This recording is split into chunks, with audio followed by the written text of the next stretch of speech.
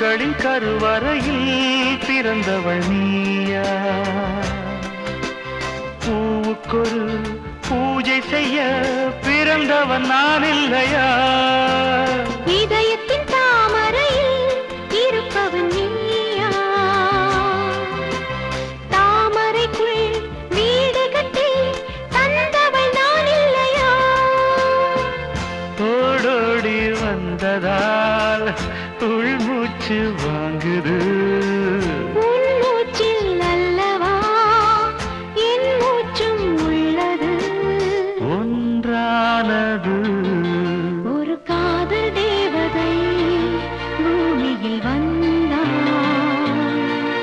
ஒரு காதல் காவியம் கையோடு தந்தாள்.